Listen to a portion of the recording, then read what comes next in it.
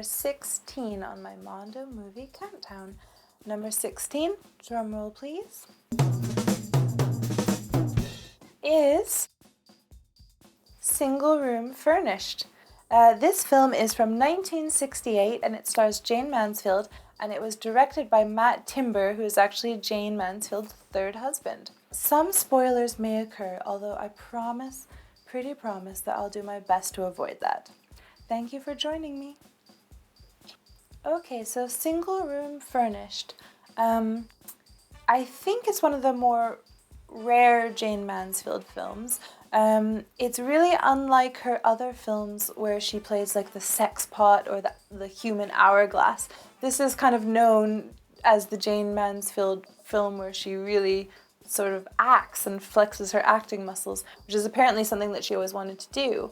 So this film was not released by a mega studio by Hollywood. This one was an actual B movie. It was released by a smaller production company, and her third husband directed it. And it's really sad because she always wanted to act, and she does act in this film, and she's a good actress. She's got a beautiful voice, and she's got an understated way. And it's really sad because then she died in the car crash before it came out. I think it came out, it was pulled back.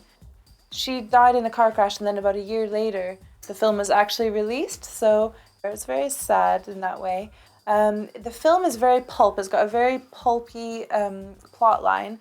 You know those old postcards like "She lived a lie," "Prostitute girl," "Back alley girls," and they have these, painted pinups that look like Jane. It's really that. It's basically, the plot is about a woman who lives 3 lives under 3 names. So, and it's all in this one furnished single room in the same apartment building, and that's the thread that goes through it. It's got various narrators, like the Pops, the building janitor, and other characters narrate the life of this girl who lived in the one room. And that's Jane, and she begins as Johnny, who's like an innocent, sort of naive, beautiful young girl. Her husband leaves her to join the Navy, and then she changes her name to May, and she becomes a waitress. She almost marries this guy called Charlie, but then he goes on to marry this woman, Flo, who he truly is in love with. He's a nice guy who just did it because he felt sorry for her in her predicament because she was knocked up. And then she becomes Eileen, who is a prostitute at a club. And here she's sort of looking, it's really interesting because she's looking like the Jayne Mansfield icon, like the pencil skirt and and sex pot walk and the big hair and everything. But this is actually, she's like a shell, like a walking shell at this point. And it's quite an interesting movie in that way.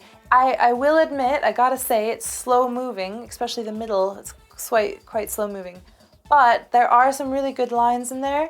There's one point when Jane is talking about Christmas, and she's saying, Christmas smiles, happy smiles and sad smiles, and there's some really cute lines. There's also the character Charlie and Jane, they're having a conversation about one-night stands and 2 lonely people who feel less lonely when they're lonely together, and the feeling you get after a one-night stand, which I thought was quite candid for the time and quite refreshing. And so I found it to be a really good film. Despite being quite slow moving, and of course it is an old film, so there is that sort of overly precocious sort of "oh really" acting style, but I don't know, I think maybe it's my favorite Jayne Mansfield film. Most people love like The Girl Can't Help It and stuff, but I thought that this one had sort of a window into her real fragility, and also, even though the movie moves slow, the last ending scene is amazing. The last ending scene is a good one. Super pulpy, and I can't give it away, but you will be left saying over and over again, "Love you, monkey. Love you, monkey." And you'll see why when you watch it. If you've liked my film reviews, then please subscribe. Love you, monkey. Love you, monkey.